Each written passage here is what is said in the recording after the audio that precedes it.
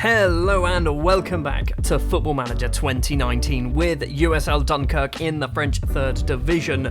We've got two matches today that were different than the ones that were previously advertised, which is normally what happens anyway in our episodes. The reason is, since the last episode, we have been on ridiculous form, so much so we've moved up into 3rd place in the table. We've not lost a single game. It did start off questionably, however. In the first match, it was a French Cup game, a 5th round match against Lusitanos, a team who are the league below us, but who are very, very good. I think they're probably one of the teams that are going to be up the top end of the league below. We end up drawing the match 1-1. Dimitri Boudad opened the scoring on just 7 minutes. Then 2 minutes later, Brett Mbalanda, scores the equalising goal. It stays that way for the next 120 minutes, or up until the 120th minute. We go to a penalty shootout. We win this one 4-2. Boudad, Faustin, Alagu and Traoré with the goals for us. 2 missed penalties from Silla and Diaz for Lusitanos puts us through to the 6th round. You'll probably notice as well, a lot of rotation happened in this match. Back in the league, and arguably one of the most important results so far of the season was up against recently relegated Red Star. It was a 2-0 victory. We were 2-0 up after just 8 minutes. Alexis Alagu and Valentin Candas, who for some reason is the best footballer in the world at the moment, giving us the 2-0 victory, giving us 3 more points. We were struggling to get people booked in games. So a lot of the players who were 1 yellow card away from suspension, I think quite a few of them still are just 1 yellow card away from suspension. Herbert got himself booked in this one, so he missed the next match, which was up against Béziers, another team who I think had just got themselves relegated, and we win this one 3-1 away from home. 2 own goals in this one. Valentin Candas, that man again, on the 18th minute opens a scoring. 1 minute later, Jeremy Huysman puts the ball into the back of his own net. It was a terrible own goal as well. 21 minutes then on the clock, so just 2 minutes after the Huysman own goal, Robin Thailand puts it into the back of his own net as well. Andy Faustin then rounds off the scoring on the 67th minute, a game that we dominated and we deserved to win this one comfortably. Another game that we dominated and deserved to win comfortably was this match in the French Cup in the 6th round up against CAFC Peron. It was a 5-0 victory. Jonathan Bewley scores his first ever goal for the club. Andy Faustin gets 2 as well. An own goal from Richard Govek. And Djibril Cissé scored. That's right, Djibril Cissé. Not only did he play, he scored.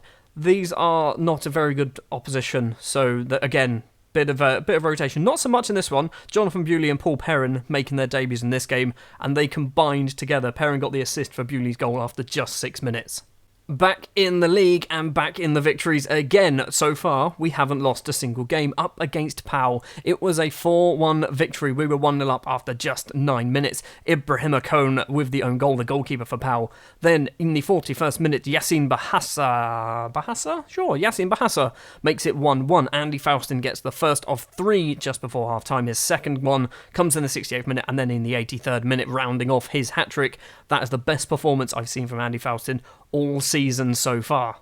The final league game then was another victory, this time up against Drancy. Valentin Candas on the score sheet once again. Giovanni Chuacha and Eric Taibi making it 3-0 before Joris Carrere pulls one back on the 70th minute. A game that we dominated. Giovanni Chuacha has turned into a superstar this season, so has Valentin Candas. Andy Faustin has also done pretty well as well.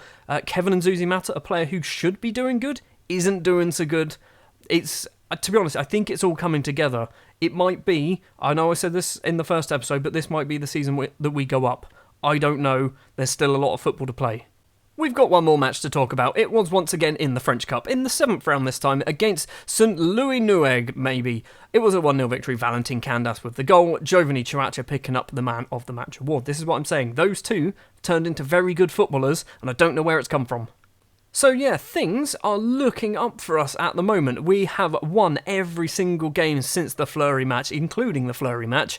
Haven't really conceded a huge amount either. Just one against Drancy, Pau, Béziers and Lusitanos in the Cup. So we're doing well. We're scoring goals and we're defending well. It means we are up into 3rd place in the league. We are 1 point behind Chambly. We are miles behind Concarneau, who I think at the current rate are going to destroy this league. The reason why we've come back early is because I think up next we might actually have a game against Concarneau. It's Chambly. We've got Chambly, then we've got Intenta, the teams that sandwich us. Chambly in 2nd, Intenta in 4th. Then the next episode is going to be Romarintin and Concarneau. There's a lot of big matches going on. Also, this one, just before we go too much further, US Matori in the French Cup in the 8th round. They're not from France. They're from French Guiana. Do you know where French Guiana is? South America. Luckily, we're playing at home in this one. How much would that suck if we had to send our entire team to South America to play a cup game in a competition that, let's face it, we're not going to get very far in? Welcome back then for the first match of the episode. Now this match is bigger than expected. Although, oh, hold on, what's happened here? Entente moved up into second place. They've clearly won their game. Anyway, like I was trying to say, this match is huge. Not only is there 3 points on the line, but there's this stupid rule in this league where matches against opposition means more than goal difference. Our goal difference is actually very good. If we lose to Chambly, it doesn't matter. They will always be ahead of us if they're on the same amount of points as us. Same as the match against Entente. That is 2 games that we really do need to win, because if we win them, we've basically beaten them in the league unless they get more points than us. We haven't basically beaten them in the league, but it's an extra thing. I don't know what I'm saying. We've got to the point in the season where the squad basically picks itself. In goal is going to be Axel Maraval. Joan Hartock has been on international duty with Martinique, but Maraval, basically, since he's come back into the side, has been amazing. Boubacar Silla, Babatori, Jeremy Huisman and Giovanni Chouacha will be the back 4, with Baboy Traore, Eric Taibi, Herbert and Alexis Alagu as the midfield. Valentin Candas will be the poacher alongside the pressing forward of Andy Faustin. Look there, 8 goals for Faustin, 8 goals for Candas, 3 for Alagu, 3 for Eric Taibi as well. Goals are coming from various places on the pitch. We've got 2 goals from centre-back and 2 goals from left-back. We are at home for this game, so hopefully we can continue our excellent form. We haven't lost in 8 games, I think it is. It's something like 8 games. Not even just lost. We haven't failed to win in 8 games. We won 8 on the spin. I think it's 7 if you include them. We've drawn a cup game. I'm talking nonsense once again. Hopefully we can do the dirty against Chambly. Do the dirty. What does that even mean? So far, we are 20 minutes in and nothing has happened. Hold on, Traore to Huisman. Chouacha has acres of space on the left-hand side. He's going to run forward, plays it all the way across to his right-back friend Silla. Back to Chouacha, headed in. Faustin can't get the ball. Herbert, Taibi to Silla in the area. Is he going to go for goal? He does go for goal, and Boubacar Silla has got his first of the season, and we are 1-0 up against Chambly, and that is going to put us into second place in the table. It doesn't really matter that we don't get any highlights. We get 1 highlight, score a goal. Hopefully we get no more for the rest of the game. 3 points in the bag. Well, we didn't get any more highlights in the first half, which weirdly I'm okay with. 7 shots, just the 1 on target, which did go in. It would be nice to get a few more shots on target. Faustin is on a 6.4. Is he the reason why we're not having too many shots on target at the moment? We're going to bring him off for Idrissa Ba.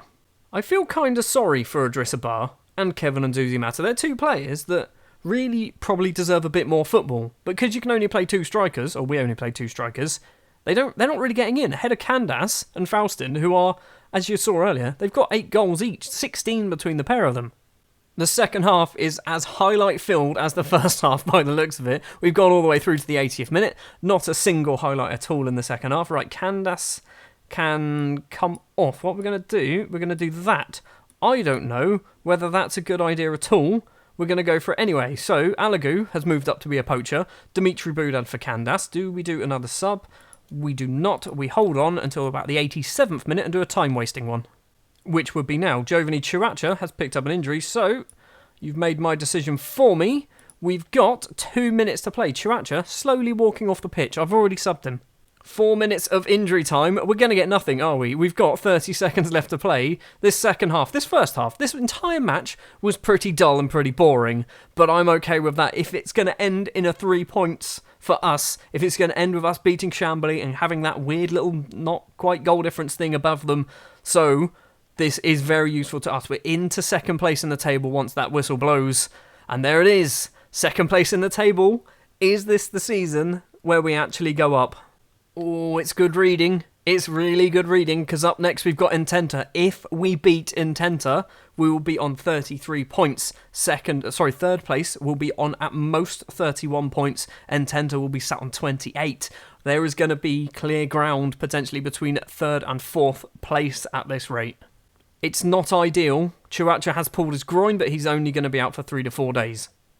A couple of days have passed, and I know this is completely irrelevant for us, because obviously we're in France, we're not in the United Kingdom, but Brexit is happening, and it seems like it's one of the reasonable ones. It's the 17-player foreign limit. So, to be honest, if we were in England right now, I'd be happy with that, because that basically means we can buy a load of foreigners, and it's not really going to affect us too much, as opposed to the stupid work permit system that currently exists. I've just seen it does say a new work permit system will apply, but that's normally the £8,000 for first team players, £3,000 for under 23s or something stupid like that. So it's not really a work permit, is it? Hold on, this is good. This is very good. What's my current wage? So they're giving me a bit more money. I don't really want any more money because I'm trying to save the club from, going to financially crippling themselves. So I'm going to keep with £2,000 a week. I could obviously go £700 a week, but that means that it's very easy for them to sack me. £2,000 a week's still a lot of money. It's basically just now an extension, isn't it? Another season onto my contract. I'll take that. Match number 2 then of the episode, up against now third place Ententa. Two teams who are on excellent form. Both teams have won the last 5. I wonder how many they've actually won. They've done alright. Basically, that's similar to ours. I think we won that one. So they're on a very similar run to us. So this is a very, very big game. Someone's undefeated streak is potentially about to end. The starting lineup then, in goal will be Axel Maraval, Boubacar Silla, Babatori, Jeremy Huisman and Anthony Udar will be the back four. Chiracha, I've basically said, you're going to have a rest. He's very tired, he's at 85%. I'm probably not going to use him for the next match as well, the one against the French Guianan side, or French Guinean, or whatever it is, side. So he's going to get basically a week, maybe 2 weeks off. Baboy Traore will be the defence midfielder with Eric Tybee and Jonathan Bewley just in front of him with Alexis Alagoux.